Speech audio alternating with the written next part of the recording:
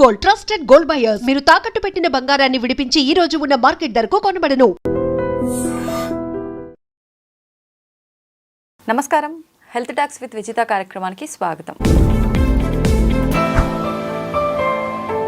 ప్రస్తుతం మనతో పాటు ఉన్నారు ప్రముఖ ఆయుర్వేద వైద్యులు ప్రొఫెసర్ డాక్టర్ టి వేణుగోపాలరావు గారు. ఇప్పుడు వారితో మాట్లాడి మరిన్ని విషయాలు తెలుసుకుందాం. నమస్తే సార్.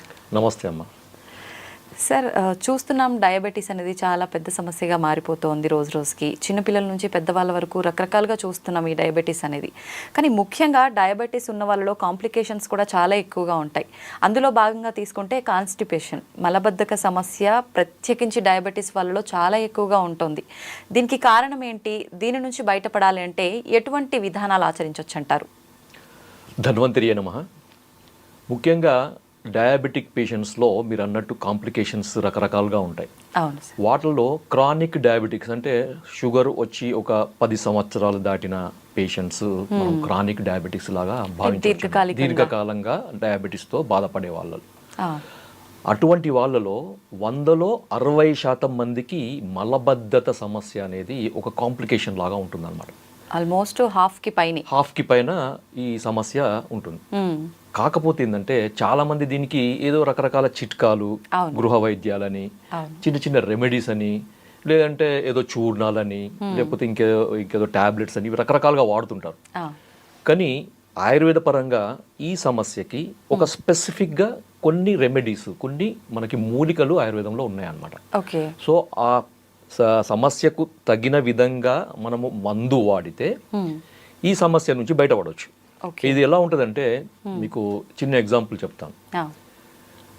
మనకి మలబద్ధతకు సంబంధించిన మందులు చాలా ఉన్నాయి, కొన్ని వందలు ఉన్నాయి. దాంట్లో త్రిఫల చూర్ణము, పంచసకార చూర్ణం అని ఇట్లా చాలా అంటే చాలా ఉన్నాయి. అవన్నీ కూడా ఆయుర్వేదంలో చెప్పబడ్డే, కానీ వాటికి ఒక ప్రత్యేకమైన ఒక అంశం ఉంటుందన్నమాట. అంటే ఎక్కడ వాడాలి అనే దాన్ని బేస్ చేసుకొని దాన్ని ఫార్ములేట్ చేశారనమాట. అంతే తప్ప ప్రతి మలబద్ధతకు సంబంధించిన మెడిసిన్ ప్రతి కండిషన్లో ప్రతి ఒక్కరిలో పనిచేయదు. ఓకే, అంటే సేమ్ మెడిసిన్ అది దాని క్యూర్ అయినా కూడా ప్రతి ఒక్కరికి యూజ్ కాదు. ఓకే, మనిషిని బట్టి, వాళ్ళ అవసరాన్ని బట్టి, వాళ్ళకున్న ఈ కాంప్లికేషన్ బట్టి మారుతుంటుంది అనమాట. ముఖ్యంగా ఈ ఎవరిలో అయితే ఈ మలబద్ధత సమస్య, ప్రమేహ వ్యాధి అంటే మనకి డయాబెటిక్ పేషెంట్స్లో ఉంటుందో వాళ్ళకి రావడానికి కారణం ఏందో ముందు చూద్దాం మనం. ఓకే, దాంతో ఏంటంటే మనకి ఏం వాడాలనేది ఈజీగా తెలుస్తుంది, ఎలా వాడాలనేది ఈజీగా తెలుస్తుంది. సో దాంట్లో ముఖ్యంగా ఏంటంటే క్రానిక్ డయాబెటిక్ పేషెంట్స్లో మనకి పేగుల కదలికకు సంబంధించిన నరాల వ్యవస్థ ఉంటుందన్నమాట. అంటే మనం భోజనం చేసిన తర్వాత ఈ పేగుల కదలికను అది మనకు కంట్రోల్ చేసే ఒక నరాల వ్యవస్థ ఉంటుంది. ఆ నరాల వ్యవస్థ అనేది పేగుల గోడల్లో సన్నటి నరాలతోని ఎండ్ అవుతుంది అనమాట. మనకి వెంట్రుక ఎంతైతే మందం ఉంటుందో అంత సన్నటి ఈ నరాలు మనకి ఎండ్ పార్ట్స్ ఆఫ్ ది ఈ గట్ అంటారు. సో అక్కడ సప్లై చేస్తుంది. సో ఈ షుగర్ వ్యాధి వచ్చిన వాళ్ళలో ఏమవుతుందంటే ఆ సన్నటి నరాల వ్యవస్థ అనేది దెబ్బతింటుంది అనమాట, డ్యామేజ్ అవుతుంది. అంటే క్లోజ్ అవ్వడము అలా ఉంటుందా సార్? డ్యామేజ్ అవుతుంది అనమాట. అంటే అది పని చేయదన్నమాట. సో దానికి ఏదైతే పని మనం ఉంటుందో, ఏదైతే పని చేయాలో ఆ పని చేయదు అది, ఎందుకంటే అది డ్యామేజ్ అయిపోయింది. ఫర్ ఎగ్జాంపుల్ మనకి లైట్ వెలగాలంటే వైర్ కావాలి. వైరే సరిగా లేదంటే, వైర్ డ్యామేజ్ అయింది అనుకోండి, ఏమవుతుంది? సో అదే విధంగా మనకి వైరింగ్ సిస్టమ్ అనమాట మన బాడీలో, నర్వస్ సిస్టమ్ అంటే. సో ఇక్కడ మనకి పేగుల కదలిక సంబంధించిన నరాల వ్యవస్థలో సన్నటి నరాలు అనేవి దెబ్బతినడము, డ్యామేజ్ కావడం దీంట్లో జరిగేది అనమాట. అది కూడా కొంతమందిలో షుగర్ కంట్రోల్ ఉన్నా కానీ డ్యామేజ్ అవుతుంది, కొంతమందిలో షుగర్ కంట్రోల్ కాకుండా ఎక్కువగా ఉన్నప్పుడు కూడా డ్యామేజ్ అవుతుంది అనమాట. ఎందుకని సార్ అలా? ఇప్పుడు షుగర్ ఎక్కువ ఉన్నప్పుడు అంటే నిజంగా మీరు అన్నట్టు అన్ని ఆర్గాన్స్ పైన ఎఫెక్ట్ పడుతుంది ఇలా అంటారు కదా, మరి కంట్రోల్లో ఉన్న వాళ్ళకి కూడా కంట్రోల్లో ఉన్న వాళ్ళకి కారణం ఏంటంటే వాళ్ళ శరీర తత్వం. ఓకే, దీన్ని ఫినోటైప్, జీనోటైప్ అంటారు. శరీర ప్రకృతి అని ఆయుర్వేదం అంటారు అనమాట. బై డిఫాల్ట్ వాత తత్వం ఉన్న వాళ్ళు ఉన్నారు అనుకోండి, వాళ్ళకి షుగర్ లేకున్నా మనకి కాన్స్టిపేషన్ ఉంటుంది, ఇంకా షుగర్ వస్తే ఇంకా కాన్స్టిపేషన్ అనే ఎక్కువ వస్తుంది అనమాట. సో అది మనకి కాన్స్టిట్యూషన్ పరంగా కూడా మనకి డయాబెటిక్ కంట్రోల్లో ఉన్నా కానీ వాళ్ళ శరీర తత్వాన్ని బట్టి ఈ సమస్య వచ్చే అవకాశం ఉంటుంది. ఓకే, సెకండ్ వచ్చేసి మరి దీనికి ఈ సమస్య నుంచి బయటపడడానికి మనం ఏం చేయాలి, రెండవ ప్రశ్న కదా. సో దీనికి ఏంటంటే మా క్లినిక్లో మేము దాదాపు ఒక 20 ఏళ్ళ నుంచి ప్రాక్టీస్ చేస్తున్నాం. డయాబెటిక్ పేషెంట్స్ చాలా మంది వస్తుంటారు, వేల మందిలో మేము చూస్తుంటాం. సో వాళ్ళలో మేము ఎక్కువగా ఈ ఒక మూలికను మేము ఇస్తుంటాం అనమాట. సో అది చాలా అద్భుతంగా పనిచేస్తుంది. అది ఈరోజు మన ప్రేక్షకుల కొరకు మనం చెప్తున్నాం అనమాట. అలాగే ఏంటి సో సార్ దాని పేరు ఏంటంటే చూడమ్మా, ఇది ఓకే ఏ మూలిక సార్ ఇది? సో దీని పేరు కటుక రోహిణి అమ్మ. తెలుగులో దీన్ని కటుక రోహిణి అంటారు. కటుక రోహిణి. ఓకే. దీన్ని ఆయుర్వేదంలో కుటుకి ఆర్ కటుకి అని అంటారు. సో దాదాపు అన్ని భాషల్లో కూడా కటుక రోహిణి లేదా కుట్కి అని అంటారు. హిందీలో కుట్కి అంటారు. ఓకే. సో సంస్కృతంలో కటుకి అని అంటారు. హిందీలో కుట్కి, తెలుగులో కటుక రోహిణి. కటుక, కుటుకి, కటుకి ఇవంతా ఆల్మోస్ట్ అన్ని లాంగ్వేజ్ లో వస్తుంది. సో మీరు మార్కెట్ లో కటుక రోహిణి అంటే మనకి ఈజీగా దొరుకుతుంది. ఇది చెట్టుకు సంబంధించిన వేరు భాగం అన్నమాట. మనకి ఇది ఎక్కువగా హిమాలయాల్లో పెరుగుతుంది అన్నమాట. హిమాలయాల్లో పెరిగే మూలిక ఇది. ఇప్పుడు మామూలుగా మనకి స్టోర్స్ లో మనకి ఆయుర్వేదం మూలికలు అమ్మే షాప్స్ దొరుకుతుంది. లేదు అంటే ఆన్లైన్ లో కూడా మీరు కటుకి లేకపోతే కటుక రోహిణి అని కొట్టండి, దొరుకుతుంది. ఇప్పుడు బాగుంది సార్, మీరు సమస్య చెప్పారు, దానికి పరిష్కారం ఏంటి అంటే ఈ మూలిక అని చెప్పారు. మరి ఈ మూలికను తీసుకొచ్చాము, దీన్ని ఎలా ఉపయోగించాలి? తప్పకుండా అది ఎట్లా అంటే మీరు మామూలుగా మీరు మార్కెట్లో తీసుకొచ్చింది కానీ లేకపోతే మీరు ఎక్కడి నుంచి తెప్పించుకున్నది కానీ దీన్ని పొడి చేసుకోవాలమ్మా. ఓకే. పొడి చేసుకోవాలంటే మీరు మామూలుగా ట్రెడిషనల్గా దంచి కానీ రోట్లో వేసి దంచి వస్త్రగాలితం పట్టి పొడి చేసుకొని స్టోర్ చేసుకోవచ్చు.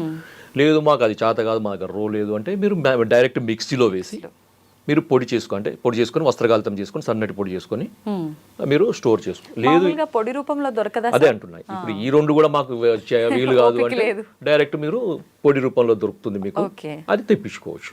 సో మనకు ఓవరాల్ గా పొడి కావాలి మనకి. సో ఈ పొడిని వాడే విధానం ఏంటంటే ప్రతిరోజు కూడా సాయంత్రం పూట అమ్మ, అంటే చాలా మంది ఈ కాన్స్టిపేషన్ కు సంబంధించిన ఈ మెడిసిన్స్ అన్ని రాత్రి పడుకునేటప్పుడు వాడతారు. అవును కదా. అవును. కానీ ఇక్కడ మనం ఏంటంటే ఈ షుగర్ పేషెంట్స్ కు సంబంధించిన కాన్స్టిపేషన్ లో ఏమవుతుందంటే నేను ఇంతకుముందు చెప్పిన పేగుల కదలిక తగ్గుతుంది. నరాల వ్యవస్థ దెబ్బతినడం వల్ల పేగుల కదలిక తగ్గుతుంది. తగ్గడం వల్ల పేగుల కదలిక చాలా స్లోగా అవుతుంది అనమాట. స్లోగా కావడం వల్ల ఏమవుతుందంటే మనకు ఫీసిస్ మలం అంటారు కదా, ఎక్కువసేపు పేగులలో ఉంటుంది. దాంతో ఏమవుతుందో దాంట్లో ఉండే వాటర్ అంతా అబ్జర్వ్ అవుతుంది అనమాట. అబ్జర్వ్ కావడం ఏమవుతుంది, అది గట్టిగా అవుతుంది, హార్డ్ స్టూల్స్ అంటారు కదా. సో ఈ హార్డ్ స్టూల్స్ వల్ల వీళ్ళు మోషన్ పోవడానికి చాలా ఇబ్బంది పడుతుంటారు. సో బలవంతంగా ముక్కాల్సి వస్తుంది. కొంతమందికి బయటికి వచ్చినా కానీ ఇది హార్డ్ ఉండడం వల్ల ఏమవుతుందంటే అక్కడ ఉరుచుకుపోయినట్లయి బ్లడ్ కూడా పడుతుంది అనమాట. కొంతమందికి అక్కడ తట్టుకొని పోతుంది. తర్వాత కొంతమందికి ఇన్కంప్లీట్ సెన్సేషన్, మోషన్ పోయినా కానీ ఇంకేదో మిగిలిపోయినట్టు సెన్సేషన్ వస్తుంది. ఇవన్నీ కూడా ఈ డయాబెటిక్ కాన్స్టిపేషన్ ఉండే లక్షణాలు. కొంతమందికి ఇంకా ఎట్లుంటుందంటే ఇంకా కొంచెం ఎక్కువ ఏజ్ వాళ్ళంటే 70-75+ ఇయర్ వాళ్ళలో ఈ కాన్స్టిపేషన్ చాలా ఏళ్ళ నుంచి ఉండి ఇబ్బంది పడుతున్న వాళ్ళు ఏమవుతుందంటే ఈ ఉండల్లాగా తయారవుతుంది అనమాట మళ్ళీ. సో వేలు పెట్టి బయటికి తీయాల్సిన పరిస్థితి. కొంతమందికి 2 రోజులకు రాదు, 3 రోజులు, కొంతమందికి 4-5 రోజులు, కొంతమందికి వారం వరకు కూడా మోషన్ బయటికి రాకుండా ఉంటది అనమాట. సో ఇలా జరుగుతుంది మనకి. చాలా ఇబ్బంది పడుతుంటారు. వాళ్ళకి ఆయాసం రావడము, తర్వాత భోజనం చేయాలంటే తినాలనిపించదు, పొట్ట ఉబ్బరం లాగా ఉంటుంది. తర్వాత కొంచెం తిన్నా కానీ కడుపు నిండినట్టు ఉంటుంది. అంత చాలా ఇబ్బందికరంగా ఉంటుంది. ఎందుకంటే డ్రైనేజ్ సిస్టమ్ అమ్మ, సింపుల్ గా డ్రైనేజ్ సిస్టమ్ సరిగా లేకపోతే ఒక్కసారి డ్రైనేజ్ క్లీన్ జామ్ అయిపోతుంది అని అంటే అది అంతే. డ్రైనేజ్ కరెక్ట్ గా ఉంటే మొత్తం డిటాక్స్ అవుతుంది బాడీ. డిటాక్స్ ఏంటంటే బాడీ యాక్టివ్ అవుతుంది. అంతే సార్, వరకేనా అంతే, ఇలాకనే కాదు.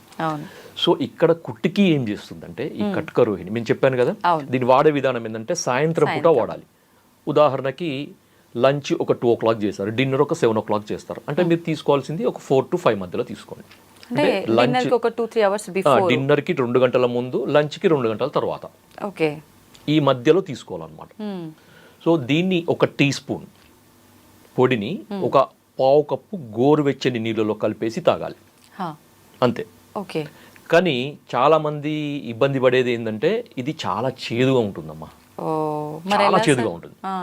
అయినా తీసుకోవాలి, కళ్ళు మూసుకొని తీసుకోవాలి, ముక్కు మూసుకొని కళ్ళు మూసుకొని తీసుకోవాలి, తప్పదు. దీనివల్ల బెనిఫిట్స్ ఏంటో చెప్తాను నేను. ఎందుకంటే కటుక రోహిణి మనం ఎందుకు ఇస్తున్నాము ఈ కండిషన్లో అంటే ఆయుర్వేదంలో కటుక రోహిణికి ఒక స్పెసిఫిక్ యాక్షన్ చెప్పారనమాట. సో భేదితం పిండిత మలానాం అంటే గట్టిపడ్డ మలాలను సాఫ్టెన్ చేస్తుంది ఇది. ఓ సో ఆ లోపల ఉన్న హైడ్రేషన్ అంటే వాటర్ లాగకుండా చేస్తుంది ఇంటెస్టైన్స్లో, చేసి లోపల ఉన్న ఈ ఫీస్ మలానికి మెత్తబడేటట్టు చేస్తుంది అనమాట. వాళ్ళు మోషన్ పోవడానికి చాలా ఈజీ అవుతుంది, ఎక్కువ స్ట్రెయిన్ లేకుండా పూర్తిగా అది తగ్గుతుంది. ఇంకొకటి ఏంటంటే కట్కరోహిణి చాలామంది చాలా అంటే ఆయుర్వేద వైద్యులందరికీ తెలుసు కట్కరోహిణి అనేది లివర్కి సంబంధించిన మందు అని. ఎందుకంటే లివర్లో ఉండే లివర్ యొక్క ఫంక్షన్ కూడా ఇది రిస్టోర్ చేస్తుంది అనమాట. కొంతమందికి లివర్ ప్రాబ్లం వల్ల కూడా కాన్స్టిపేషన్ రావచ్చు. ఓకే, డయాబెటీస్ పేషెంట్లో నరాలతో వల్లనే కాకుండా కొన్నిసార్లు లివర్ ప్రాబ్లం వల్ల కూడా రావచ్చు. నరాల వ్యవస్థ బాగానే ఉండి అలాంటి ప్రాబ్లం ఉన్న వాళ్ళకి కూడా ఇది ఇది వల్ల సెట్ అవుతుంది. ఎందుకంటే మనకు లివర్ ఫంక్షన్ టెస్ట్లో ఎస్జిపిటి ఎస్జిపోటి అనే ఎంజైమ్స్ ఉంటాయి, లివర్ ఎంజైమ్స్. ఈ ఎంజైమ్స్ ఎలివేట్ అయినప్పుడు కూడా మనకి సైంటిఫిక్, ఇది నేను చెప్పేది కాదు, ఇది నా సొంతంది కాదు ఇది. సో ఇది సైంటిఫిక్గా ప్రూవ్ అయింది అనమాట. ఎస్జిపిటి ఎస్జిఓటి లెవెల్స్ని ఇది రెడ్యూస్ చేస్తుంది, బిలియరీ సీక్రెషన్ని కంట్రోల్ చేస్తుంది, రెగ్యులేట్ చేస్తుంది. కాబట్టి ఇలాంటి సమస్య ఉన్న వాళ్ళు కూడా దీన్ని ఖచ్చితంగా వాడుకోవచ్చు. బిలియరీ సీక్రెషన్స్ కూడా మంచిగా చేస్తుంది. ఇంకొక అడ్వాంటేజ్ ఏంటంటే మనకి రీసెంట్గా జరిగిన మనకి ఈ సైంటిఫిక్ రీసెర్చ్లో తేలింది ఏంటంటే ఇది షుగర్ని కూడా కంట్రోల్ చేస్తుంది. కాంప్లికేషన్ కాకుండా షుగర్ ని కూడా కంట్రోల్ చేస్తుంది. అంటే అలా కంట్రోల్ చేయాలంటే సుమారుగా ఎంత కాలం నుంచి వాడుతూ ఉండాలి? రెగ్యులర్ గా వాడుకోవచ్చు, దీనివల్ల ఎటువంటి నష్టం ఉండదు. కొన్ని ఆయుర్వేద మూలికలు వాడేటప్పుడు బాడీ ఓవర్ హీట్ అవుతుంది, రెగ్యులర్ గా వాడకూడదు ఇలా చెప్తుంటారు కదా సార్, అలాంటి ప్రాబ్లం? అలాంటిది ఏం లేదమ్మా, అలాంటిది ఏమీ ఉండదు. హీట్ అంటే ఇది వేరే టాపిక్, అది నిజంగా చెప్పాలంటే హీట్ చేస్తుందా లేదా అనేది వేరే టాపిక్. ఎందుకంటే హీట్ చేయడం అనేది ఆయుర్వేద కొన్ని రకాల ఆయుర్వేద మందుల యొక్క లక్షణం. ఇప్పుడు మీరు మోటార్ బైక్ నడుపుతున్నా, చల్లబడిపోయిందండి, అది స్టార్ట్ అవుతుందా? లేదు. అది కొద్దిగా హీట్ అయితేనే అది పోతుంది. అంటే ఒక మెటబాలిక్ స్టిమ్యులేషన్ అనమాట అది. ఆ మెడిసిన్ ఏం చేస్తుంది, మెటబాలిజాన్ని స్టిమ్యులేట్ చేస్తుంది అనమాట. స్టిమ్యులేట్ చేసినప్పుడు ఆ బాడీలో ఉండే టాక్సిన్స్ అన్ని డిటాక్స్ అవుతాయి. మనకి కణకణాల్లో పేరుకొని పోయిన మలాలు అంటారు, వాటిని బయోటాక్సిన్స్ అంటారు. ఆయుర్వేదంలో ఆమం అంటారు, సో ఆమదోషం అంటారు అనమాట. సో ఇవన్నీ టాక్సిన్స్, బయోటాక్సిన్స్ అన్ని రిలీజ్ కావాలంటే ఒక రకమైన ఫోర్స్ కావాలన్నమాట. ఆ మందు ఒక ఫోర్స్తో పోవాలి. ఊరికే ఏదో ఇట్లా మనం ఇది సైకిల్ తొక్కున్నట్టు తొక్కుని పోయే మందు మనకు వద్దు. మనకు బుల్లెట్ స్పీడ్ తో పోయే మందే కావాలన్నమాట కొన్నిటికి. స్పీడ్ తో పోయినప్పుడు బాడీలో ఉండే మెటబాలిక్ యాక్టివిటీ అనేది స్టిమ్యులేట్ అవుతుంది అనమాట. అప్పుడు వేడి చేసినట్టు అనిపిస్తుంది, బాడీ హీట్ అయినట్టు అనిపిస్తుంది, అంతే తప్ప అది నెగటివ్ కాదు. ఇప్పుడు ఇది మీరు వేడి నీళ్ళలో వేసుకొని ఈవినింగ్ సమయంలో తాగడం స్టార్ట్ చేయమన్నారు. స్టార్ట్ చేసిన మరుసటి రోజు నుంచి ఫలితం ఉంటుందా, లేదంటే కొన్ని రోజుల పాటు వాడిన తర్వాత ఉంటుందా? అది మనం వ్యక్తిగతంగా మారుతుందమ్మా, ఇండివిజువల్ గా మారుతుంది. కొంతమందికి నెక్స్ట్ డేనే లేకపోతే ఆ రోజు నైటే లేకపోతే మిడ్ నైటే మోషన్ ఫ్రీ కావచ్చు, లేదంటే కొన్ని రోజులు వాడంగా కొంచెం ఫ్రీగా అవుతుంది. కానీ మీరు రెగ్యులర్ గా వాడుతుండండి, షుగర్ కూడా కంట్రోల్ అవుతుంది. ఇది నేను చెప్పింది కాదు, సైంటిఫిక్ గా ప్రూఫ్ అయింది. ఎందుకంటే దీంట్లో ఉండే మనకి దీన్ని లాటిన్ లో పిక్రోరైజా కుర్వా అంటారు దాన్ని. ఓకే, దీన్ని ఇంగ్లీష్ లో మనకి టెక్నికల్ గా ఈ ఏమంటారు ట్రేడ్ నేమ్ ఏంటంటే హెలిబోర్ అంటారు, హెలిబోర్. సో దీంట్లో పిక్రోరైజిన్ అనే ఒక కెమికల్ ఉంటుంది అనమాట, ఒక బయోకెమికల్ రసాయనం. దాంట్లో బయోకెమికల్ అంటారు, లేకపోతే యాక్టివ్ ఇంగ్రీడియంట్ అంటారు, ఫైటోకెమికల్స్ అంటారు. సో ఇది ఏం చేస్తుందంటే మనకి బ్లడ్లో ఉండే మనకి ఇన్సులిన్ కావాలి కదా, మనకి బ్లడ్లో ఉన్న రక్తం అనేది కణాలకి పోవాలంటే ఇన్సులిన్ అవసరం. ఓకే, తర్వాత ఈ ఇన్సులిన్ ఇన్సులిన్ యొక్క సమక్షంలో ఈ ఏమంటారంటే ఈ షుగర్ అనేది లోపలికి పోవాలంటే ఒక ట్రాన్స్పోర్టర్ సిస్టమ్ కావాలన్నమాట, GLUT4 అంటారు దాన్ని. ఓకే, ఆ ట్రాన్స్పోర్ట్ అనేది మనకి కణాలలో ఉంటుంది, శరీర కణాలలో ఉంటుంది అనమాట. సో ఆ ట్రాన్స్పోర్ట్ ద్వారానే ఈ షుగర్ అనేది బ్లడ్ నుంచి లోపలికి వస్తుంది, లేదంటే బ్లడ్లోనే పేరుకొని పోతుంది. సో ఆ ట్రాన్స్పోర్ట్ సిస్టమ్ సవ్యంగా పనిచేయాలంటే ఇన్సులిన్ కావాలి. సో ఈ దీంట్లో పిక్రోరైజిన్ లేకపోతే కుట్కిన్ ఏం చేస్తుందంటే ఈ మన శరీర కణాలలో ఉండే ఈ GLUT4 ట్రాన్స్పోర్ట్ని సెల్ ఇట్లా ఉంటుంది కదా కణం, ఆ కణం యొక్క పొరకి చేరుస్తుంది అనమాట. దీన్ని ట్రాన్స్లోకేషన్ అంటారు అనమాట. అంటే మనకి గ్లూకోజ్ ట్రాన్స్పోర్టర్స్ని ట్రాన్స్లోకేట్ చేసే యాక్టివిటీ ఉంది. కాబట్టి ఏంటంటే రక్తంలో ఉన్న షుగర్ అనేది సెల్ లోపలికి వస్తుంది, మన శరీర కణాలలోకి వస్తుంది, దాంతో రక్తంలో ఉండే షుగర్ తగ్గుతుంది.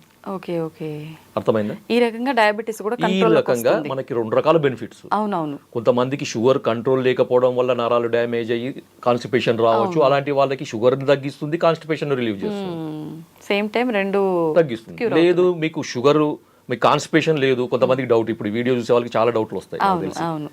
సార్ మా కాన్స్టిపేషన్ లేదు, మీరు ఇది షుగర్ కూడా బాగా పనిచేస్తుంది అన్నారు కదా, ఇది మేము వాడచ్చా? తప్పకుండా వాడచ్చు, తప్పకుండా సార్ చిన్న పిల్లల్లో కూడా ఇప్పుడు షుగర్ ఉంటుంది, మలబద్ధకం సమస్య లేకపోయినా కూడా క్యూర్ అయ్యే ఛాన్స్ ఉంది కాబట్టి చిన్న పిల్లలకు కూడా ఇది ప్రతిరోజు ఇవ్వచ్చా? ఇది ఇప్పుడు చిన్న పిల్లలలో వచ్చే డయాబెటీస్ టైప్ 1 డయాబెటీస్ అంటారమ్మా, అది క్యూర్ కాదు. ఓ, అది క్యూర్ కాదు. ఎందుకంటే అక్కడ ఇన్సులిన్ సిక్రెట్ చేసే ప్యాంక్రియాటిక్ బీటా సెల్స్ పూర్తిగా డ్యామేజ్ అవుతాయి, లేకపోతే అబ్సెంట్ అన్న ఉంటాయి. Okay okay. సో దానికి వేరే లేదు, వేరే ఆల్టర్నేటివ్ లేదు దానికి. సో దానికి కొన్ని రకాల టెస్టులు ఉంటాయి. ఒకవేళ మనకి ఏదన్నా ఉంటే తెలుసు, జెనెటికల్ రీజన్ కానీ లేకపోతే ఇంకేదన్నా ఆటో ఇమ్యూన్ రీజన్ కానీ ఏదన్నా ఉండొచ్చు కొంతమందిలో. Okay okay. కొంచెం ఇమ్యూనిటీ సంబంధించిన సెల్స్ అనేవి ప్యాంక్రియాటిక్ బీటా సెల్స్ని అటాక్ చేయడం వల్ల డ్యామేజ్ అయ్యే అవకాశం ఉంటుంది. సో అలాంటప్పుడు మనం ఈ కొన్ని రకాల ఈ యాంటీబాడీస్ని కంట్రోల్ చేసే మెడిసిన్స్ వాడడం వల్ల కొంతమందికి ఉపయోగం ఉండొచ్చు, కానీ బై బర్త్ జెనెటికల్గా వచ్చే వాళ్ళకి మాత్రం మనం ఏం చేయలేము. ఓకే సార్, ఇప్పుడు ఆయుర్వేదం అనగానే చాలా మందిలో ఒక అపోహ ఉంటుంది, పత్యాలు చేయాలి ఏం మెడిసిన్ వాడినా కూడా అని చెప్పి. ఇప్పుడు ఈ మూలికలు ప్రతిరోజు వాడమన్నారు, దీంతో పాటు మనం ఎవ్రీడే ఏదైతే ఫుడ్ తీసుకుంటున్నామో అదే ఫుడ్ కంటిన్యూ చేయొచ్చా? ఏదైనా స్కిప్ చేయాల్సి ఉంటుందా? ఏమి చేయాల్సిన అవసరం లేదు, మీరు రెగ్యులర్గా వాడే ఫుడ్ని అలాగే వాడండి. ఓకే. షుగర్ లేని వాళ్ళు కూడా వాడుకోవచ్చు దీన్ని, కాకపోతే ఆ చేదు కొరకు మీరు ఏదన్నా షుగర్ లేని కదనుకోండి, షుగర్ కలుపుకొని వాడండి, సరిపోతుంది. బెల్లం పొడి అంతే కలుపుకోవచ్చు, తేనెనో బెల్లం పొడో లేకపోతే షుగరో లేకపోతే కండ శర్కరో ఏదో ఒకటి కలుపుకొని తీసుకోవచ్చు. అంటే ఇప్పుడు మలబద్ధకం సమస్య ఉండి షుగర్ లేని వాళ్ళకి రోజు తీసుకోవచ్చు, లేని వాళ్ళకు ఇప్పుడు నేను చెప్పిన దానికి షుగర్ ఆ టేస్ట్ ఒకవేళ చేదు మీకు నచ్చకపోతే మీరు ఈ విధంగా దానికి కొద్దిగా ఆల్టరేషన్ చేసుకొని వాడుకోవచ్చు, నో ఇష్యూ. ఇది ఓన్లీ వాటర్ లోనేనా, పాలల్లో అలా కూడా? పాలల్లో వాడద్దు, ఎందుకంటే ఇది చేదు కదా. చేదు అనేది మనకు ఆయుర్వేదంలో మనకి దానికి వ్యతిరేకం అవుతుంది అనమాట, కాంట్రాస్ట్ ఫుడ్ అంటారు దాన్ని. Okay okay, thank you sir, నిజంగా చాలా వాల్యుబుల్ ఇన్ఫర్మేషన్ అయితే ఇచ్చారు. ప్రతి ఒక్కరూ డయాబెటీస్తో బాధపడుతున్నారు, ప్లస్ దాంతోపాటు మీరు అన్నట్టుగా చాలా రకాల కాంప్లికేషన్స్, ఈ మలబద్ధకం సమస్య మామూలు వాళ్ళలో వస్తేనే చాలా ఇబ్బంది పడుతూ ఉంటారు, అలాంటిది షుగర్తో పాటు మలబద్ధకం అంటే నిజంగా చాలా ఎక్కువ సమస్యనే ఫేస్ చేస్తున్నారు. అటువంటి వాళ్ళకి చాలా మంచి ఇన్ఫర్మేషన్ ఇచ్చారు sir, thank you very much.